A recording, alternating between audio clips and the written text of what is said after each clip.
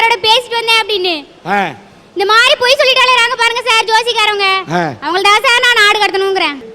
நானும் என் ஃப்ரெண்டும் ஒரு நாள் பஸ்ல போயிட்டு இருந்தோம் சார். சரி. அப்ப அடுத்து நாங்கெல்லாம் மத்த பொண்ணுங்க மாதிரி வெட்டி கதையெல்லாம் பேசிட்டு போக மாட்டோம் சார். நல்ல பொண்ணுங்க. பஸ்ல போகும்போது கூட சின்சியரா படிச்சுட்டு தான் சார் போகணும். அப்படி நாங்களும் படிச்சுட்டு போயிட்டு இருந்தோம் சார். அடுத்த ஸ்டாப்பிங்ல 2 பசங்க ஏறினானுங்க சார். ஏறி ஓவரா பில்டப் பண்ண ஆரம்பிச்சானுங்க சார். நீ நல்ல பொண்ணு படிச்சுக்கிட்டு இருக்க, நீ பார்க்க வேண்டியது புக்கு, உனக்கு என்ன அந்த பசங்க மேல லுக்கு?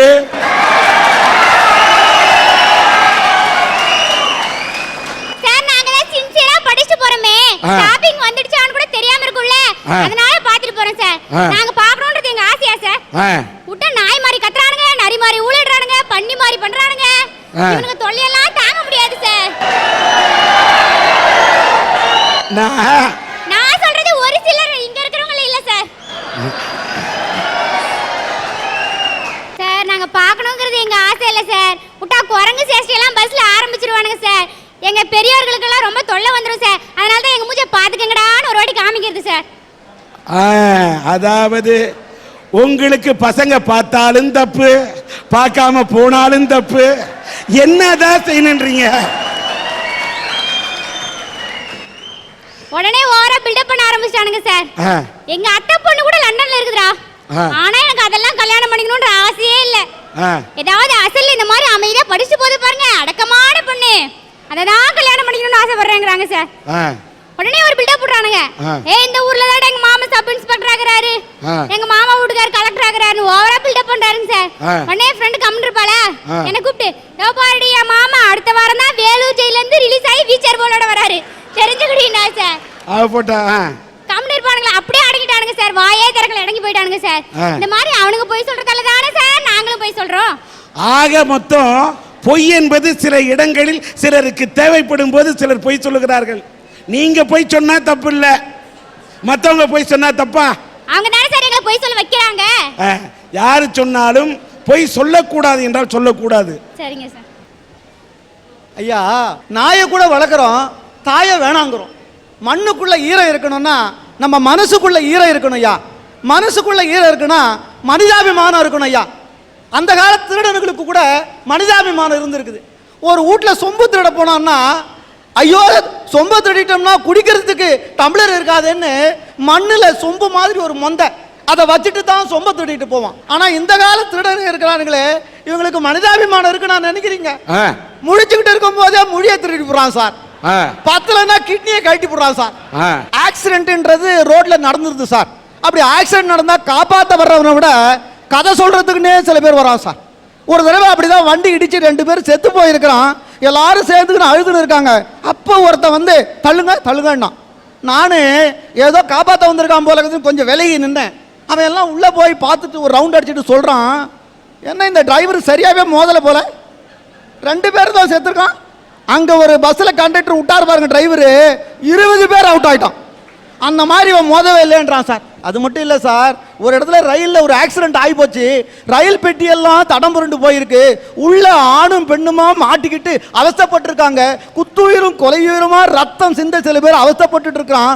அந்த நேரத்தில் காப்பாத்துறதுக்கு யாராவது கடவுள் வருவாரா அப்படின்னு எதிர்பார்த்துக்கிட்டு ஏங்கிக்கிட்டு இருக்கிற நேரத்தில் காப்பாத்துறேன் காப்பாத்துறேன்னு சொல்லி கொஞ்சம் பேர் பெட்டிக்குள்ள பூந்துட்டான் சார். ஒரு அம்மா 2 கையை நீட்டி ஐயோ என்னை காப்பாத்து காப்பாத்துன்னு பெட்டிக்கு உள்ள இருந்து கையை நீட்டி இருக்கு.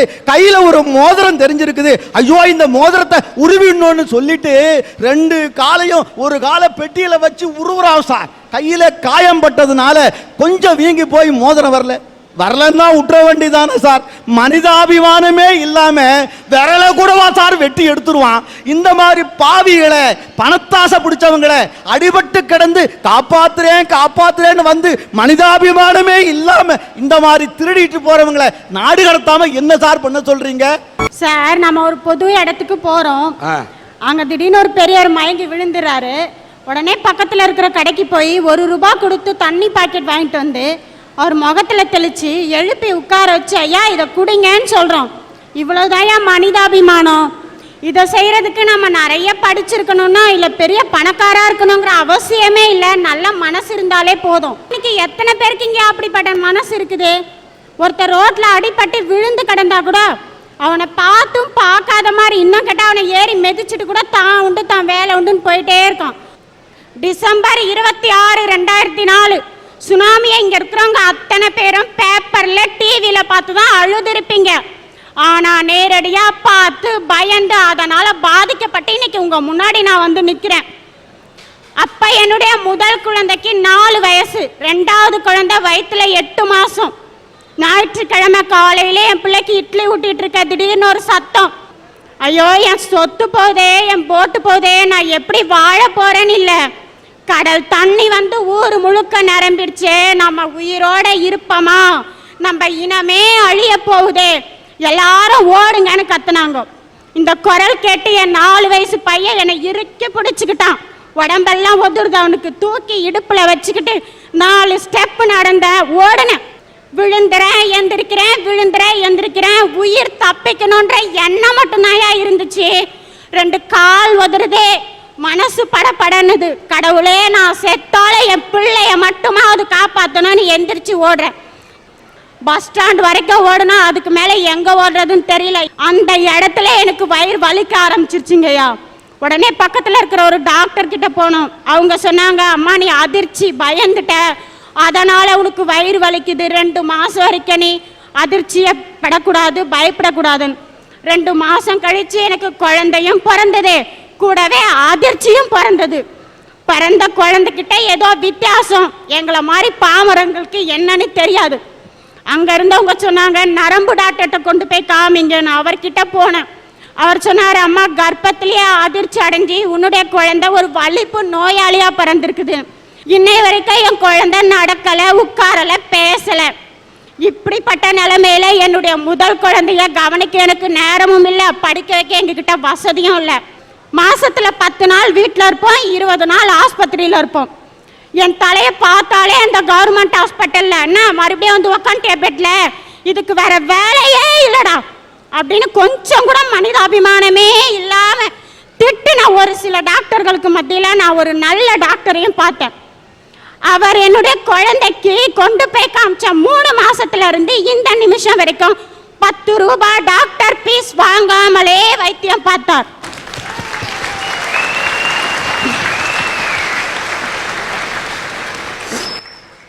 ஐயா, இப்படி இதை ஏன் உங்ககிட்ட சொல்றேன் தெரியுமா? இப்படிப்பட்ட கஷ்டத்துல எங்க குழந்தைய நாங்க வளர்க்குறோம்.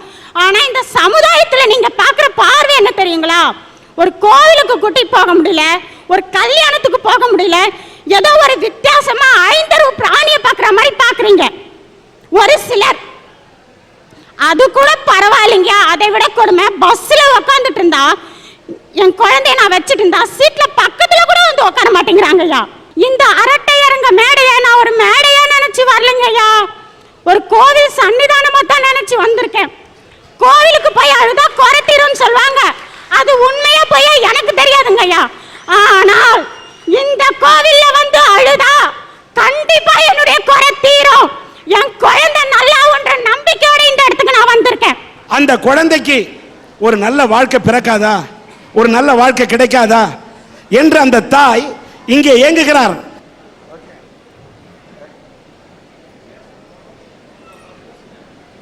நல்ல கருணை உள்ளம் படைத்தவர்கள் இந்த ஏழை தாயின், இந்த ஏழை குடும்பத்தில் அவங்களோட ஊர் பேர் சொன்னாங்க மரக்காணம்.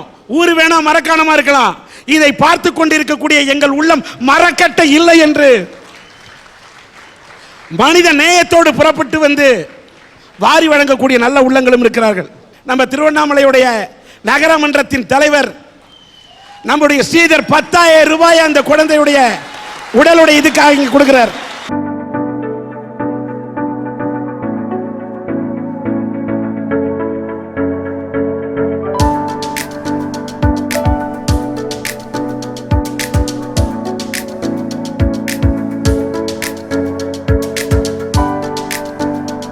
அந்த குழந்தையின் சிகிச்சை பொருட்டு வேலூரில் இருக்கக்கூடிய நம்முடைய சிஎம்சி மருத்துவமனைக்கு வந்தால் அங்கே இருக்கக்கூடிய இயக்குநரிடத்திலே, டைரக்டரிடத்திலே கலந்து ஆலோசித்து அந்த குழந்தையின் மருத்துவ நலனுக்காக எந்த சிகிச்சையும் தர தயாராக இருக்கிறோம் என்பதை சிஎம்சி மருத்துவமனையின் சார்பாக சகாயன் அவர்கள் தெரிவித்திருக்கிறார்.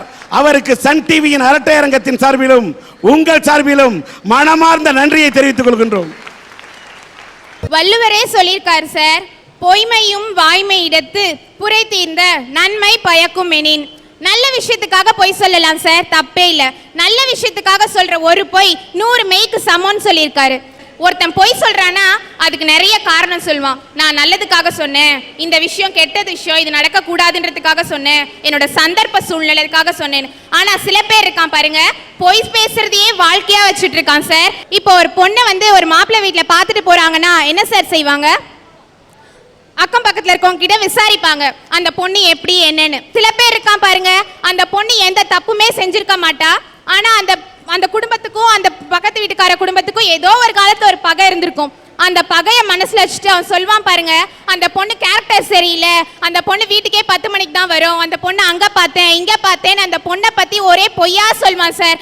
இப்படி ஒரு பொண்ணோட வாழ்க்கையை கெடுத்ததுக்காக பொய் சொல்றால சார், அவனெல்லாம் சும்மாவே விடக்கூடாது சார். இன்னைக்கு எத்தனை அரசு அதிகாரிகள் சார் உண்மையா லஞ்சம் வாங்காம உழைச்சிட்டு இருக்காங்க. வெளியில ரொம்ப பெருசா போர்டு மாட்டிருப்பாங்க, இங்க லஞ்சம் வாங்க கூடாது, இங்க லஞ்சம் கொடுக்க கூடாதுன்னு. ஆனா அந்த போர்டுக்கும் அங்க இருக்க அதிகாரிக்கும் எந்த சம்பந்தமுமே இருக்காது. எந்த மந்திரியும் சொல்றது இல்ல, எந்த முதலமைச்சரும் சொல்றது இல்ல, நீ இவ்வளவு லஞ்சம் வாங்க இவ்வளவு லஞ்சம் வாங்க. இந்த ஆட்சி வந்தாலும் சரி எந்த ஆட்சி வந்தாலும் சரி லஞ்சம் வாங்குறவன் வாங்கிட்டே தான் இருப்பான். இந்த மாதிரி லஞ்சம் வாங்கி ஏமாத்த ஒரு சில அரசு அதிகாரிகளை நாடு கடத்தணும். இந்த லஞ்சம் வாங்கக்கூடிய அதிகாரிகள் எந்த ஆட்சி வந்தாலும் அவர்கள் வாங்குகிறார்கள் சொன்னீங்களா, இது உண்மை. ஆட்சியாளர் எந்த அவங்களுக்கு வரமுறையே கிடையாது. லஞ்சம் வாங்கக்கூடிய அதிகாரிகள் இருக்கிறாங்கன்னா அது அரசின் குற்றம் அல்ல. இந்த அதிகாரிகள் திருந்தாதவரை இந்த நாடு எப்படி திருந்தும்? அதிகாரி லஞ்சம் வாங்குகிறார், கொடுப்பது யார் குற்றம்? கொடுக்கக்கூடிய மக்களோட குற்றம். சொல்லுங்க. கலப்படம் அப்படின்னு பாத்தீங்கன்னா மருந்து மாத்திரையில கூட கலப்படம் பண்றான் சார். ஒரு கெமிக்கலையே யூஸ் பண்ணி அந்த எக்ஸ்பைரி டேட்டையே அழிச்சு விற்கிறான் போலித்தனமா.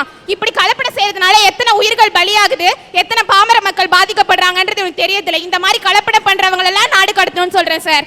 இந்த மருந்துல போலியை தயார் பண்றாங்களே, அந்த போலி மருந்தை தயார் செய்யக்கூடியவர்களுக்கு அவங்களுக்கு பொண்டாட்டி இல்ல, பிள்ளை குட்டி இல்ல, இவ்வளவு கொடிய போலி மருந்தை தயாரிக்கிறோமே ஏன் அவங்க சிந்திக்கல? உங்கள் மனைவி மக்களுக்கு ஒரு வேளை ஒரு விபத்து நடந்து அவர்கள் குத்துயிரமாக குலையுரமாக இரத்த வெள்ளத்திலே கிடக்கும் போது வேறொரு மருத்துவர் ஒரு மருந்தை எழுதி கொடுக்கலாம். அப்பொழுது எந்த போலி மருந்தை நீ தயார் செய்தாயோ அதே போலி மருந்து உன் மனைவிக்கு கொடுக்கப்பட்டால், உன் குழந்தைக்கு கொடுக்கப்பட்டால் அந்த குழந்தையின் உயிர் என்ன? உன் மனைவியின் நிலை என்ன?